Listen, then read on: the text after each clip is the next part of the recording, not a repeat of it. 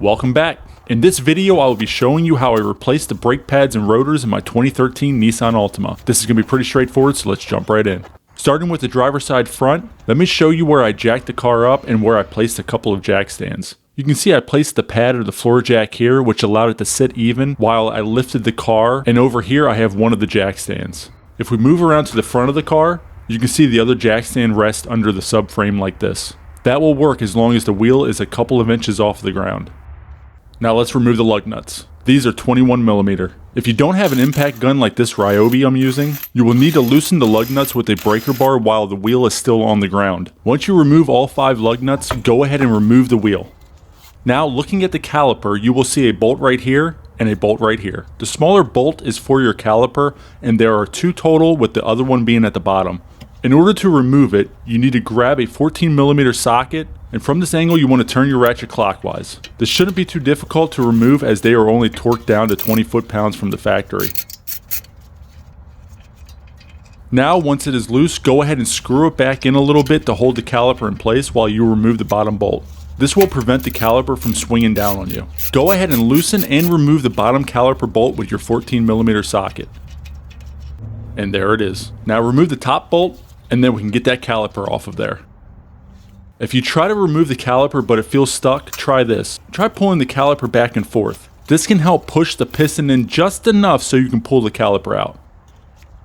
At this point you want to grab a coat hanger or a bungee cord or an S-hook like I have here to hold the caliper up just like this. This will prevent the caliper from hanging on the brake hose, which can cause issues. You can see it's holding the caliper through the bolt hole and holding onto the car's spring. Now we can remove those brake pads. There is a chance these will be stuck on there. If they are, go ahead and use something like a screwdriver or a wedge between the pad and the rotor. If you are reusing your rotors, don't do this. This will scratch the rotor surface and cause premature brake pad wear. These rotors look rough, so I'll be replacing them. Looking at the pad, you will notice these weird metal tabs on one end. I'll show you how to install the new pads later. Go ahead and do the same thing with the other pad and then remove it. There are those metal tabs again. And take note that they are to be installed at the top of the caliper bracket. Moving on to the caliper bracket, you will need to remove this bolt here and this bolt down here.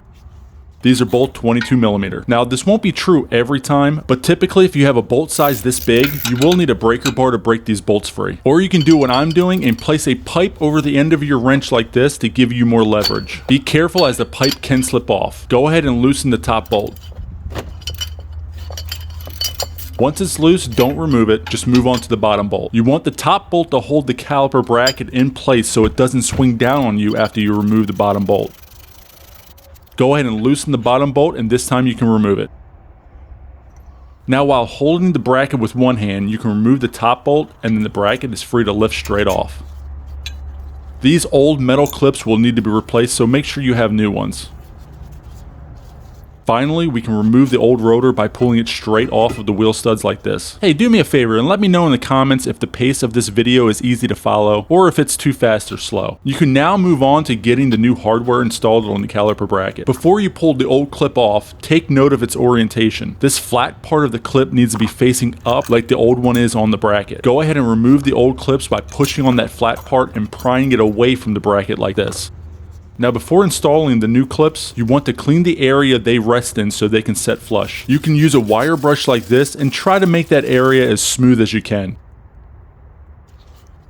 Do the same thing for the other side. You shouldn't have to spend a lot of time on this as these brushes do a good job removing rust and other debris pretty quick. That looks good. Now this is not necessary, however the bracket is full of rust, so I'm going to knock some off with a brush like this. Again, not necessary, but I want to remove some of it. Once that's done, go ahead and grab your brake parts lubricant and you want to apply this to the area those clips sit in. You only need a thin coat like this. Do not apply too much or it could fly off while you're driving. The last thing you want is for this to get in contact with your rotor when you're trying to stop. That's pretty much how you want it to look. Once you are satisfied with that side, go ahead and apply it to the other side. Again, all you need is a thin coat in that area that the clip touches. Just like that. Now we can put both clips on our bracket. Here's that flat part that we mentioned earlier. And these springy tabs you want facing inside of the bracket. Let me place it on the bracket and then rotate it to get a better angle. So grab the clip and place it just like this. Then you can push in both sides and that will lock the clip in place. Go ahead and grab the other clip and do the exact same thing. Make sure it's in the correct orientation and then push it into place.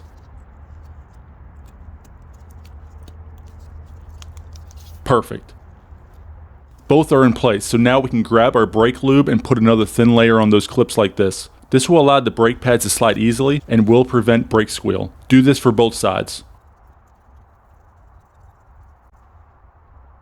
Okay, so this part is important. You want to grab a rag or a towel and wipe the inside of the bracket right here, right in this little tunnel. Your rotor sits in this slot, so if you are having brake lube hanging off the sides, it will connect with your rotor, which could prevent the brake pads from grabbing and stopping your car. So make sure you give it a little wipe like I am doing to prevent that from happening. Alright, now we can clean off that new rotor. Take it out of the plastic wrap, and since the piece of cardboard underneath is pretty dirty, I'm just going to place the rotor on top of the plastic like this. You now want to grab some brake clean and then spray and wipe the rotor off like this too. These rotors come with a greasy coating to prevent them from rusting while in storage, so you want to remove that coating before putting it on your vehicle. And make sure you do this to both sides.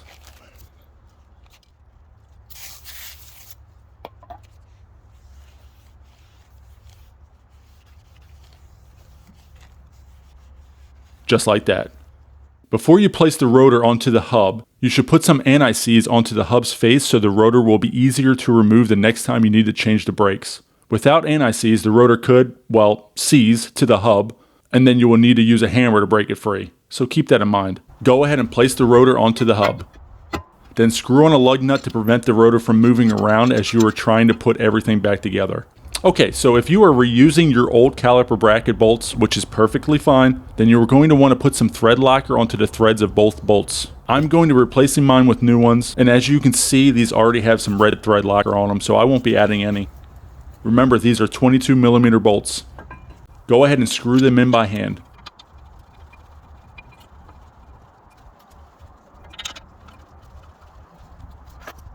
Then you can use your 22mm socket to help bottom out the bolts.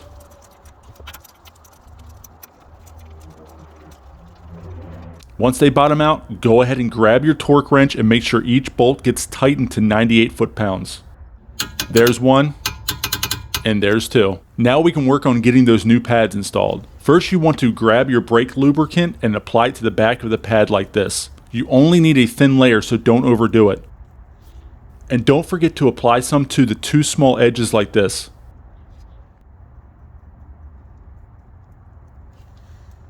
Okay, so when putting the pads in place, you want to make sure the springy piece on the pads are facing up. And you will also notice that one side is a smaller half moon shape curve to it like this. That needs to go in towards the hub. Now this is my first time working with these kind of pads, so it took me a minute to figure out how it fits into the bracket. Typically you just push the new pads into place like this, but clearly that's not going to work. Then I figured out the bottom can be slid in just like this. However, you can see that's also not going to work because that metal clip on the pad is preventing the pad from sliding all the way in. So you can do this one of two ways. The first way is to push that metal tab down and tuck it under the clip of the bracket. You only need to push down the tab on the left from this angle. The tab on the right is supposed to stick up. That will allow the brake pad to slide into place like this. I'll show you the other way to insert these pads on the next one. But first, we need to apply some brake lube to the back. And don't forget the two edges like we did for the first pad. That looks perfect. Now when installing the new pad, don't forget this metal clip needs to be pointing up, not down. And the smaller half moon shape of the pad needs to go in towards the rotor. As I change the camera angle, you can see it's easier to put the top in first. Add an angle to ensure that metal tab goes under the tab in the bracket's clip. Then you want to push up on the pad as you are pushing the bottom in towards the rotor. This should work, however, for some reason my pad was not sliding through the metal clip on the caliper bracket. So I decided to give it a couple of taps with my rubber mallet. This will only work if the brake pad is in the proper position. If it's not, you could damage the metal clip, so be careful. Now we can get that caliper back on. The first thing you want to do is grab your caliper bolts and add some thread locker to them. That's all you need. Then you can grab your caliper and remove it from the S-hook. Place your S-hook on the ground and out of the way. And then you can move your caliper towards the caliper bracket. Before you try to put it on, you will need to compress the piston. And before you do that, it's a good idea to loosen the master cylinder's cap, but keep it on there to prevent debris from falling into it. You will want to keep an eye on this so it doesn't overflow as you are compressing the caliper's piston. Now we can get back to the caliper. You want to place an old brake pad over the piston like this. Then use a C-clamp to squeeze the piston until it's flush with the caliper. You can see I'm holding this end with my left hand to prevent it from falling off as I'm turning the handle to the C-clamp with my right hand. You can also get a caliper piston compressor tool, but a C-clamp works just fine on these cars. As you can see, each time I twist the C-clamp, the caliper's piston is retracting back inside of the caliper. Just make sure you keep an eye on the level of the brake fluid in the master cylinder. Once the clamp bottoms out, you can loosen it and then remove it from the caliper.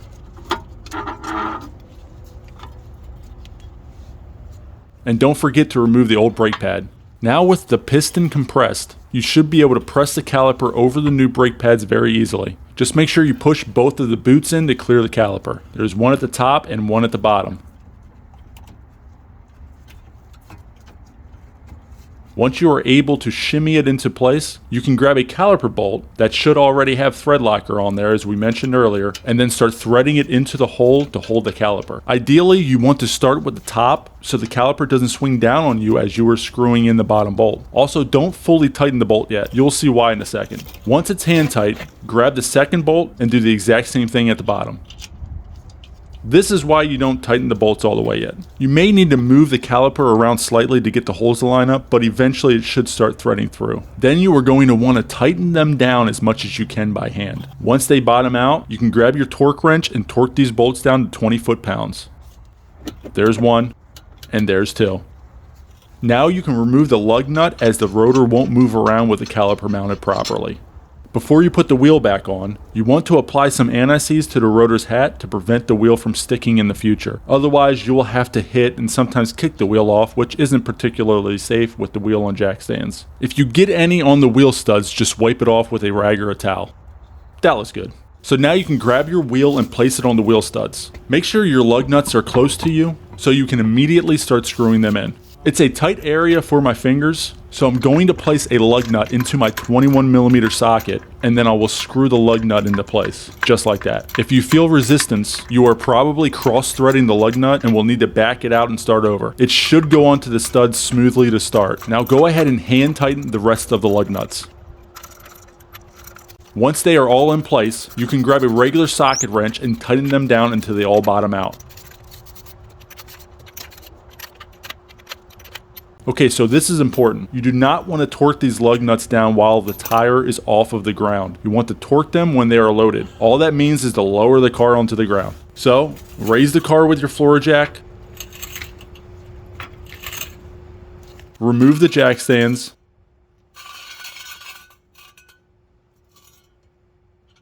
And then lower the car to the ground.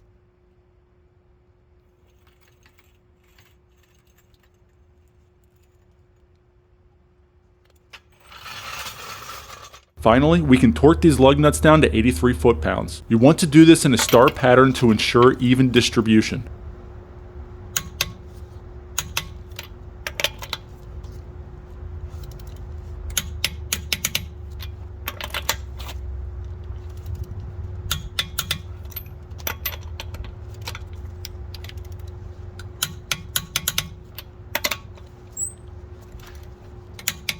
Perfect.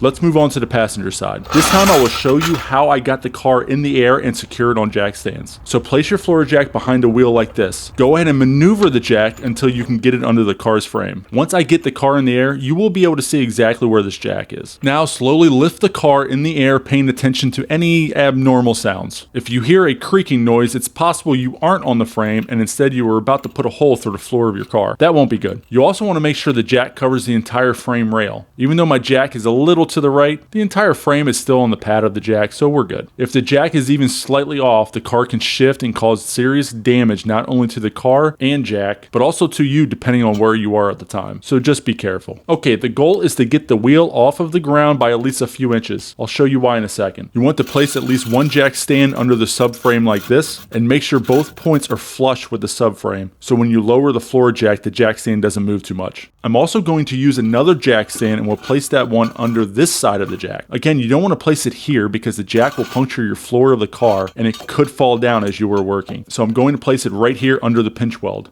Now lower your floor jack very slowly and make sure the jacks don't move. Perfect. As an added security measure, reposition your floor jack and barely raise it up to the frame again.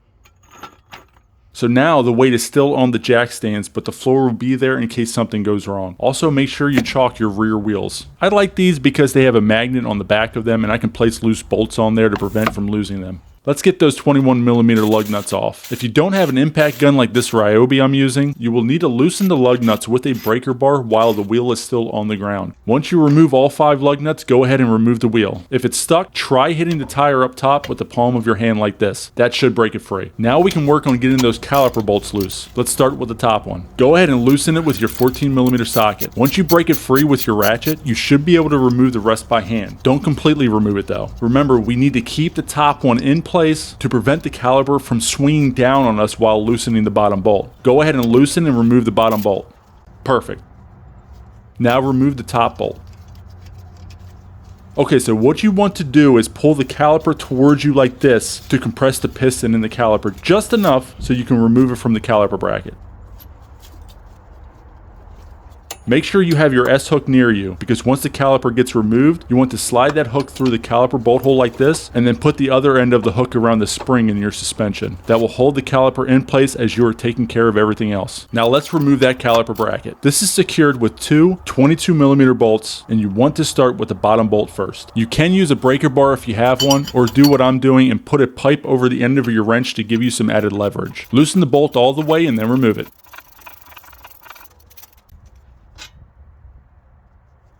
Do the same with the top bolt.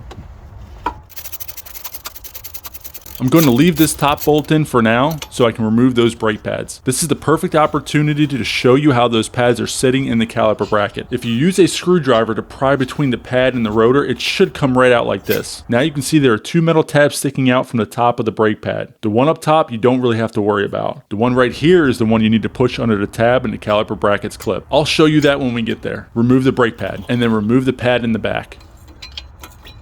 Again, keep note that the metal tabs are in the up position.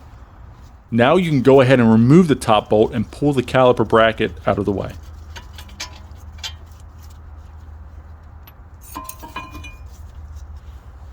And grab the old rotor and pull it straight off. Before installing the new rotor, you are going to want to clean it off with some brake clean. These rotors come with an oily coating to prevent rusting and storage, so make sure you clean them off before putting it on your car. I forgot to do this, but you also want to put some anti-seize on the hub to prevent the rotor from sticking in the future. Once it's clean, go ahead and place it on your wheel studs. Also, put a lug nut on to hold the rotor in place as you are putting everything back together. Now we can move on to the caliper brackets hardware. Go ahead and peel back the metal clips and remove them from both sides. Then grab a wire brush and clean the area the new clips will set. It's a good idea to spray it with some brake clean first, as this will help clean it up. It was starting to get dark and I was rushing through this part.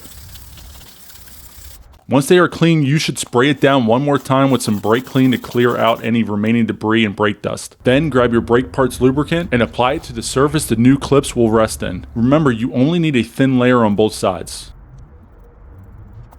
Once you have a thin layer, you can push the new clips in place. These will only go in one way, so you can't mess this up.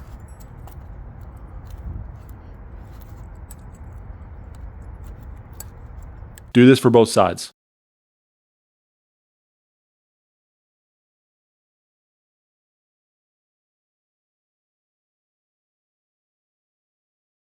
Then apply yet another thin layer of your brake lube to the clips. This will help prevent brake squeal. Okay, so I want to warn you, the remaining video clips for this side aren't very good. It started getting very dark and I had to finish so I can move the car out of the way. It's the same process as the other side, but unfortunately the video just won't be as good here. I do apologize, I just wanted to let you know. Let's continue. You can now grab your caliper bracket and then start threading in your bracket bolts. Remember, I'm using new bolts, but if you're using your old bolts, which is perfectly fine again, then you will need to apply a thin layer of thread locker to the threads. Just keep that in mind. After both bolts are finger tight, go ahead and torque them down to 98 foot-pounds. Now we can grab our new brake pad and add some brake lube to the back and the 2 stubs on the side. This is where it starts getting very dark outside, but it's the same process from the other side. You want the metal clip on the brake pad to slide under the metal tab on the caliper bracket clip. Then push the bottom in.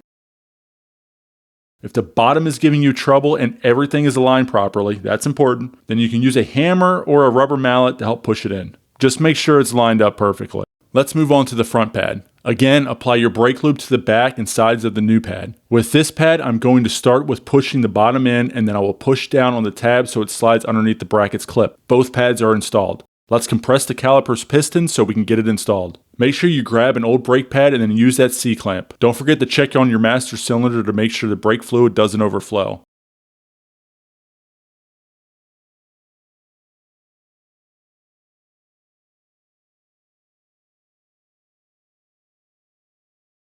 Once it bottoms out, remove the C-clamp and then the old pad. You can now put your caliper on the bracket and start screwing in both of your 14mm bolts.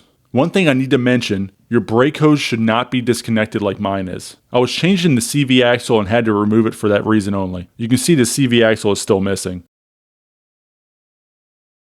So your hose should still be in this bracket here with a metal retaining clip keeping it in place.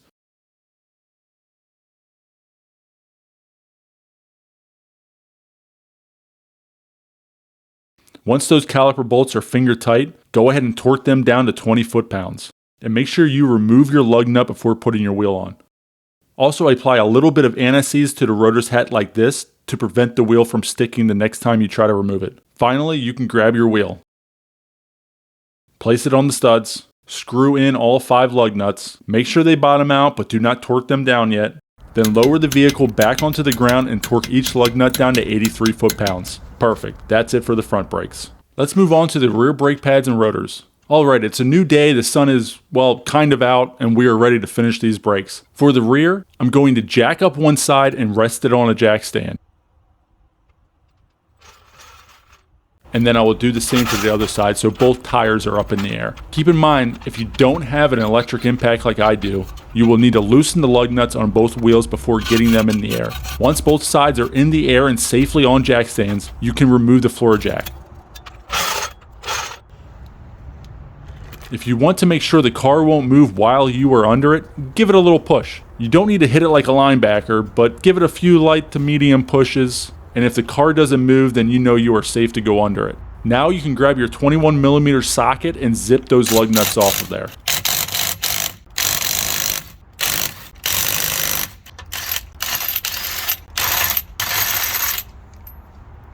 Once they are all loose and taken off, you can remove the wheel. Let's get that caliper off of there. You want to remove these 2 bolts right here. These are 14mm and they're called caliper slide pins. So grab your socket and ratchet and remove both. You may need to use some force to get them to break free. You can also use a breaker bar if they are really stuck on there. Now don't remove the top pin after loosening it. You want to remove the bottom pin first, or else the bracket could swing down on you and hit you as you were working on the bottom pin. Go ahead and loosen and remove the bottom pin. The bottom and top pins are not the same, but I'll get to that later in the video. You can now loosen the top pin, but again, do not remove it just yet. You are going to want to grab an S-hook like this or something that can hold the caliper in the air like a bungee cord. Keep that close to you. Go ahead and remove the top pin and you should notice it's slightly different than the bottom pin was. I'll show you them side by side later. At this point, you should be able to shimmy the caliper out by rocking it back and forth like this. Then you can grab your S-hook and mount it, or do what I'm doing and rest it on the upper control arm. I did not see a good area to use that S-hook, so this was the next best thing, and if you place it right here, it won't go anywhere. Let's go back to the caliper bracket and remove those old brake pads. You should be able to remove them with your fingers. If you are having trouble, you can use a screwdriver to pry it out. And there's the first pad. You can tell this brake pad is completely gone and in desperate need of replacing. Go ahead and remove the other pad. Okay, so take note of this. This is a wear indicator right here that somehow was pushed backwards. It should not look like that. I'll show you the new one later, but keep in mind the pad with the indicator should be on the inside. The indicator on this one was up top, but honestly it doesn't matter if it's installed at the top or the bottom. The main thing is the pad with the indicator has to go on the inside. At least that's what I'm assuming because that's where it was on mine. Let me know in the comments if yours was in a different location. Alright, so we can move on to getting that caliper bracket off. This was interesting to say the least. Both bolts are 19mm. However, I was unable to use a socket on the top bolt due to clearance issues. I kept trying to get the socket on the bolt with my ratchet. However, the upper control arm was in the way. You could try to use a swivel socket, but these are pretty big bolts and I did not want to risk stripping them. I decided to use an open-ended wrench. Now I did not have a 19mm wrench, however the metric equivalent to 19mm is a 3/4 inch wrench, which I did happen to have. And as you can see, that worked perfect. Take note fellas, this is how you justify the amount of money you spend on tools to your wife. Go ahead and remove the top bolt. You'll notice it comes with a washer too, but that washer shouldn't separate from the bolt. Now do the same for the bottom bolt. If the bolt isn't budging, you want to grab a pipe or a breaker bar and try moving the wrench closer to you. Sometimes that's all it takes. Loosen the bolt with your wrench until you can do the rest by hand.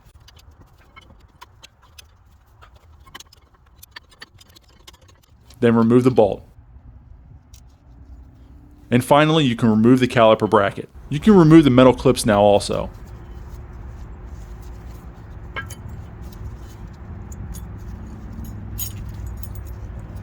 Then pull the rotor straight off. At this point, you want to grab some brake clean and spray down this hub assembly. Your e-brake is in here. There's a pad on both sides, and what happens is there is brake dust that builds up inside there because the rotor is holding it in. So spraying some brake clean will help remove a lot of that old brake dust, ensuring your e-brake works properly without issue. This silver piece I'm spraying is called your adjuster. More on that in a little bit. Go ahead and grab your new rotor and remove it from the packaging. You are going to want to spray this rotor down with some brake clean and wipe it off to remove the oil coating that the manufacturer puts on there to ensure the rotor doesn't rust while sitting on a shelf or in transit. Make sure you do this for both sides. Okay, so if you flip the new rotor back over and set the old one next to it, you will notice this little rubber grommet right here. So flip over the old rotor and push the grommet through. You need to transfer this over to the new rotor. Be careful as it will go flying off. Now if I pause right here, you will see this bottom section is the part that needs to be pushed into the new rotor. And you want to make sure you push it into the hole right here. It won't push in perfectly, so you're going to have to work it in. Once it's flush, you are good to move on.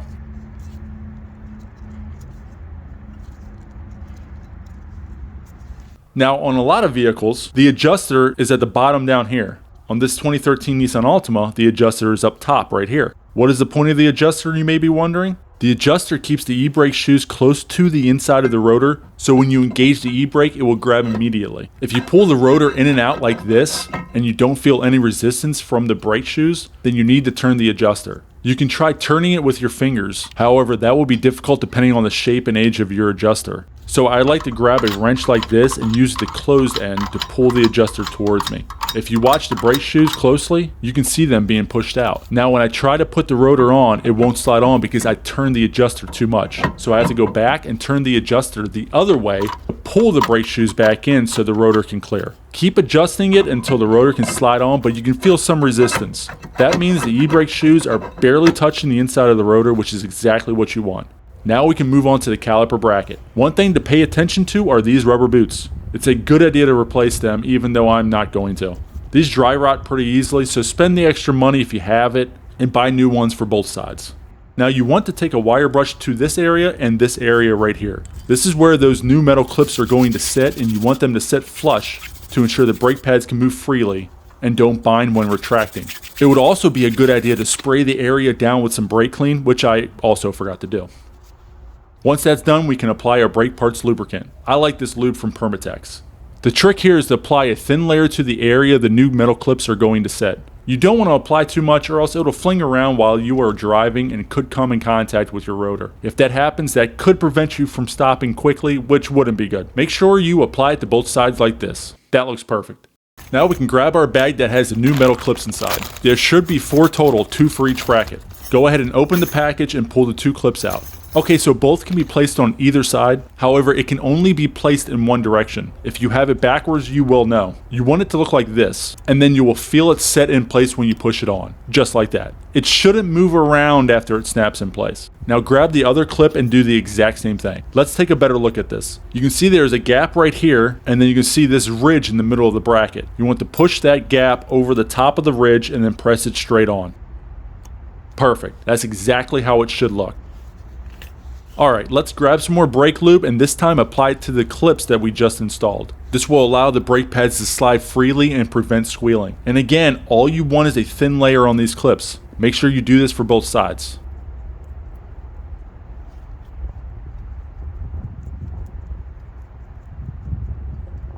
That looks good. Now there is something you should do before installing the bracket back on your car. If you look in this area, you will see some brake loops sticking out like this. You want to clean that up so it doesn't get in contact with your rotor. This is simple. Just grab a rag and slide it into the slot like this, then move it back and forth. As you can see, the area looks a lot better. Make sure you do that for both sides and then we can get this bracket installed. Here's how it should look when you are done. Okay, so before you install the bracket, you are going to want to add some thread locker to the caliper bracket bolts like this. Just a little dab of it should be fine. Now grab your bracket and make sure it's in this orientation, and then you can slide it over the top of the rotor just like this. If the holes in the back of the bracket line up with the holes of the wheel hub, you can go ahead and start screwing the bolts in by hand. You can adjust the bracket as you are trying to thread the bolt in to help get it started. Once the top bolt is in, go ahead and do the same for the bottom bolt. Then you can grab your 3/4 ratchet and tighten the bolts down. These need to be torqued down to 62 foot-pounds. However, as you saw earlier, it was difficult for me to get a socket on the top bolt. So I'm going to hand tighten these with a 3/4 inch wrench and use my own judgment for how much force I want to put into it. If you don't work on cars very often, I suggest you find somebody that does to help with these bolts, or find a way to properly torque them to spec. If you watch me tighten this bottom bolt, you will be able to get a good idea of how much force you want to use. You aren't using all of your might, however, you still need to make sure that bolt won't come loose down the road. If you haven't already, I want to mention again that you need to loosen the cap to your master cylinder and keep an eye on the fluid as you are compressing the caliper piston. This will cause the fluid to rise and you don't want it to overflow. But before you compress the piston, let's get those new brake pads installed. Don't forget that the pad with the wear indicator needs to go on the inside, and it really doesn't matter if the indicator is up or down. Let's add our brake lubricant to the back of the pad and to the sides to prevent these from squealing. I'm going to start with the outer pad first. So go ahead and start applying your brake lube to the back of the pad like this, and don't forget the little nubs on the sides of the pads. Don't apply too much though. As I stated earlier, you just need a thin coat. Alright, when installing the pad, you need to make sure it's in the correct orientation. As you can see, the pad has a slight curve to it. You need that to follow the curve of the rotor, so it needs to be in this orientation. Let me show you this from a different angle. If everything is set correctly, you should be able to line up the pad like this and then just push it straight through, just like that. Sometimes it may not go that smoothly. Sometimes you may need to push one side in and then the other side in, kind of like this. Either way, just make sure it's all the way pressed in against the rotor. Let's move on and do the same thing with the inner pad. Go ahead and apply a thin layer of brake lube to the back of the pad like this, and also to the two sides that stick out. Okay, so just like with the outer pad, you want it to follow the curvature of the rotor, so it should be oriented just like this. Then you can line up the two sides, or nubs as I've called them before, and make sure they slide right into the gaps of the caliper bracket clips. Perfect. Now we can grab our caliper and compress the piston. If you have a caliper piston compressing tool, go ahead and use that. I'm going to use a C-clamp. You want to position the top of the C-clamp here on the banjo bolt of the caliper, and then the other end will do the compressing as you are turning the handle of the C-clamp. You want this end to touch the outer edge of the piston. You do not want it to go inside of that hole. It will not compress if it falls into that hole. You can see the piston going back into the caliper with every turn. Once you feel it bottom out, go ahead and turn the handle counterclockwise to release and remove it.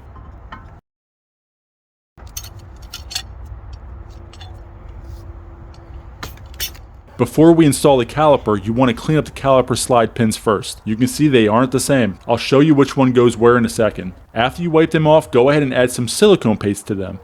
If you get any on the threads, just wipe them off with a rag.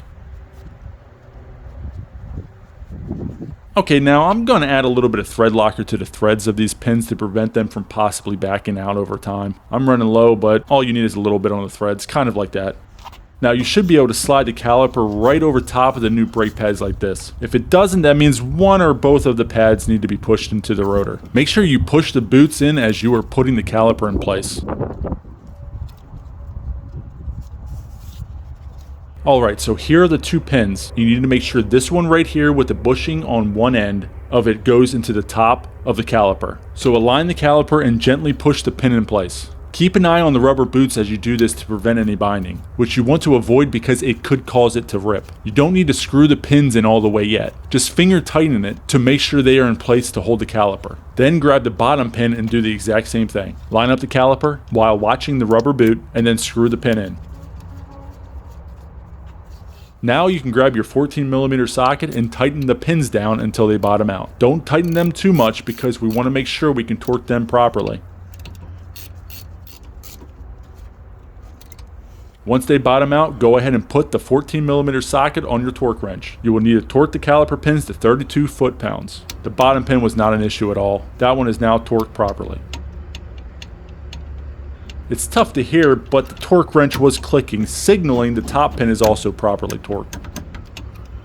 Okay, before you put the wheel back on, you were going to want to put some anti-seize on the face of the rotor's hat. Just a thin layer like this should work just fine. This will prevent the wheel from sticking the next time you try to remove it. And if you happen to get any on the wheel studs, you need to remove it with a rag or a towel. Once that's done, go ahead and grab your wheel and place it on the wheel studs. Now, you may be able to screw in the lug nuts if you have smaller fingers. I, on the other hand, was unable to. So if you have this issue, it's not a big deal. Just grab your 21mm socket and use that to screw in each lug nut by hand without a ratchet attached.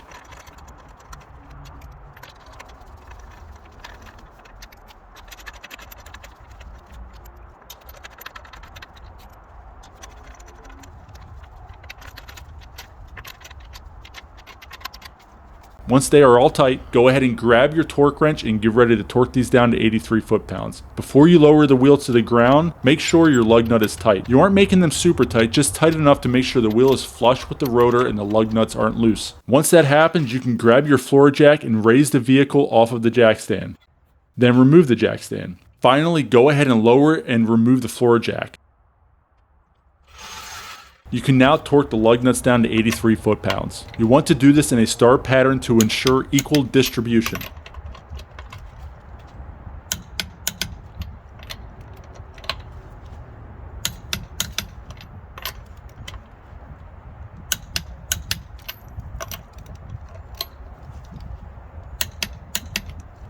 Then, as an added safety measure, I'd like to go back over each lug nut in a circular pattern to make sure I got all 5. Perfect, that side is done. Let's move on to the passenger side rear brakes. As stated earlier in the video, if you don't have an electric impact like this, you will need to break the lug nuts free before you lift the wheel off of the ground, or else the wheel will just spin and it will be a pain to deal with. Once all 5 lug nuts are removed, go ahead and pull the wheel off and either set it off to the side or do what Chris Fix recommends and put it under your car for added safety. Then you can grab your 14mm socket and start working on the caliper slide pins. Remember, you don't want to remove the top pin just yet, or else the caliper may swing down on you as you are working on the bottom pin. Once it's loose, move on to the bottom pin.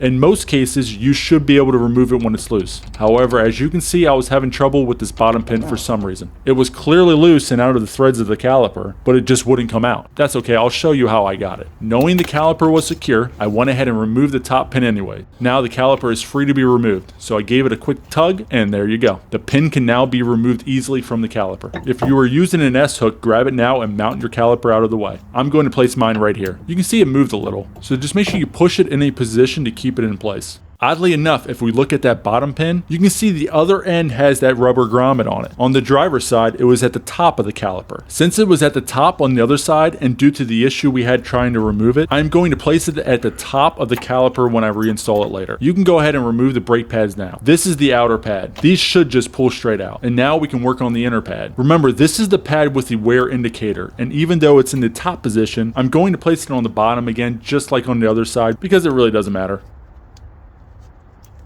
Now we can work on those caliper bracket bolts. Remember, on the driver's side, I wasn't able to get a socket on there due to the control arm. So I will be using this 3/4 inch wrench again, assuming a socket won't fit on the top bolt. More on that in a second.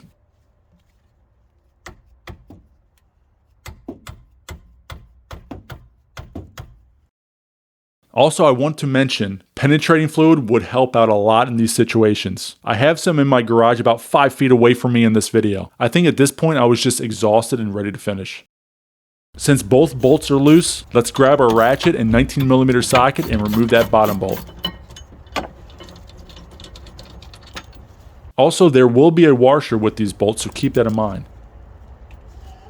Now, for some reason, I decided to try to use a socket on the top bolt, and even though it didn't work on the driver's side caliper bracket, you can see it worked just fine here. Cars are weird. Go ahead and remove the top bolt, and then you can remove the caliper bracket. This caliper bracket is pretty rusty, so we will have to get to work on it. We will do that in a little bit. Let's first work on getting that old rotor off and replaced. Go ahead and pull the rotor off. If the rotor isn't budging like mine, then you will need to take a rubber mallet or a hammer and hit the surface the brake pads come in contact with, just like this. If you are using a hammer, make sure you do not hit the wheel studs, as this can make getting the wheel and or lug nuts back on the car difficult. That's why I'm using a rubber mallet like this. Even if I hit a stud, the damage will be minimal if at all. Make sure you are rotating the rotor to help break it free. Eventually you will hear the noise change as you are hitting it. Just like that. Now the rotor can be shimmied off. Next, you can grab some brake clean and basically spray everywhere around here. You want to remove as much of that old brake dust as possible to prevent that rotor from sticking in the future. Now take the new rotor out of its wrapping and then place it onto the plastic to keep it clean. Spray it down with some brake clean and then wipe it off.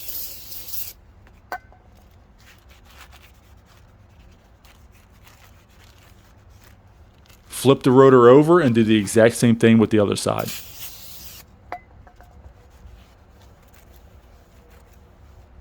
Flip the rotor back over and then transfer the rubber grommet from the old rotor to the new one. You can push the grommet out like this. And then press it into the hole of the new rotor. Just like on the other side, you will need to work the grommet in until it seats properly and sits flush.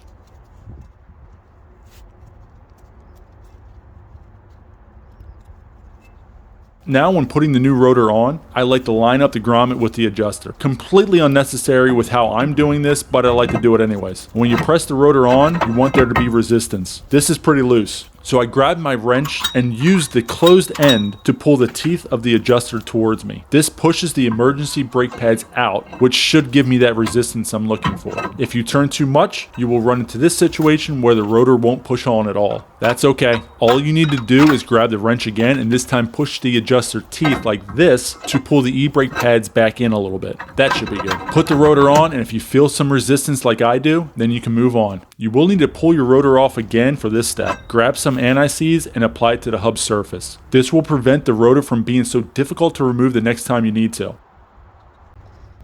Now when I was putting the rotor back on, I noticed the dust shield was bent in towards the rotor. You are going to want to straighten that out or else it will make noises and you will think it's because of the pads. Remove the rotor again if you can't bend it while it's installed on the hub. This is pretty thin metal, so you should be able to bend it by hand, just like that. Then put the rotor back on. Alright, we can move on to that caliper bracket. Go ahead and remove the old metal clips.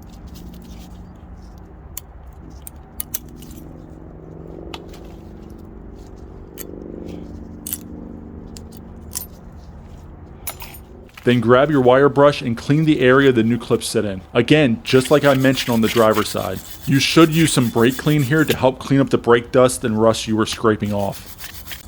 That looks good. At one point, this boot fell off, and if yours does the same, just make sure you put it back on. It's a good idea to replace these, as you can see they have seen better days. I'll have to do that some other time as I don't have new ones. Alright, grab your new clips and some brake parts lubricant, and let's get everything put back together. Just like on the driver's side, you want to place a thin layer right here where the clips sit. Make sure you do it for both sides.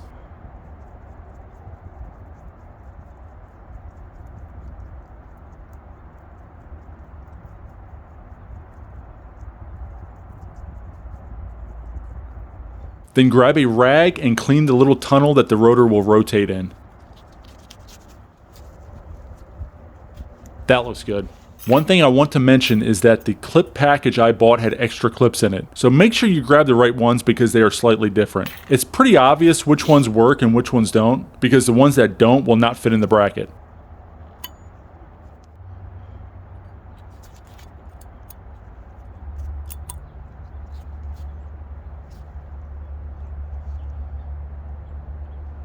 Once they are both on, we can put another thin layer of brake lube onto the clips to prevent brake squeal.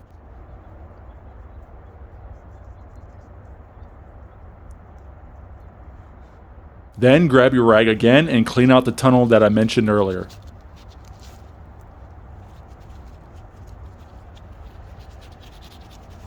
Perfect.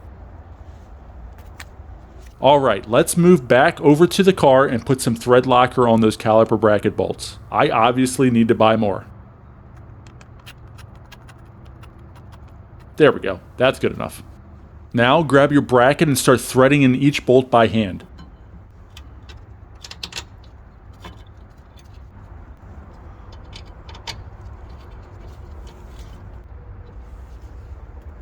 Once they are both threaded in, go ahead and grab your 19mm socket and ratchet and tighten them down.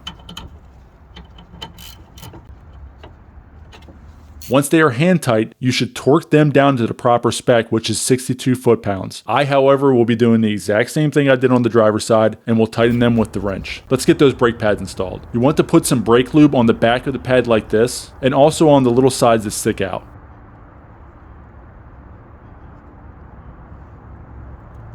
Then with the pad in the correct orientation, go ahead and slide it into place. Just like that. Let's do the same thing with the other pad that has the wear indicator. Apply the lube to the back and the sides of the pad.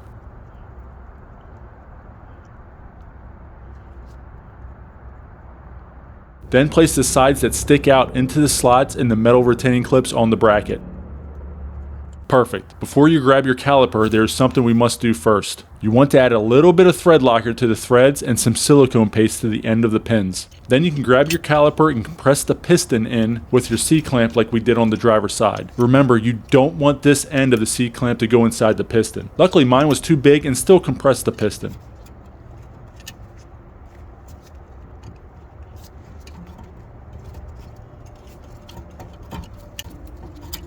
And keep an eye on that piston's boot. If it starts to crinkle up like this one is, adjust it to make sure it goes back in evenly. Once it bottoms out, you can remove the C-clamp.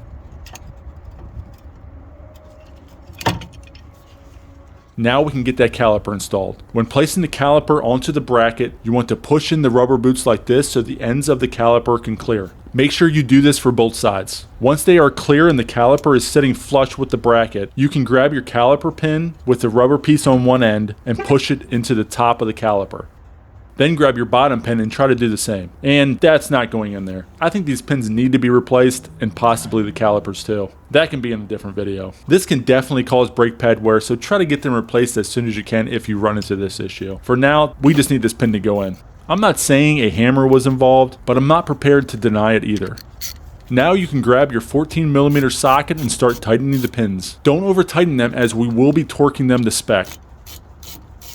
Once they are hand tight, go ahead and grab your torque wrench and torque both pins down to 32 foot-pounds. There's one and there is two. Now we can work on getting that wheel back on. First, grab some anti-seize and apply it to the rotor's hat like this to prevent that wheel from sticking to it the next time you try to remove it. Then grab your wheel and place it on the wheel studs like this. And try to have your lug nuts and socket near you when you do this so you don't have to walk away from it. Now start threading in the lug nuts with your 21mm socket. Do this for all 5. Then use a ratchet to snug all of them to ensure the wheel is completely flush with the rotor before you lower it to the ground.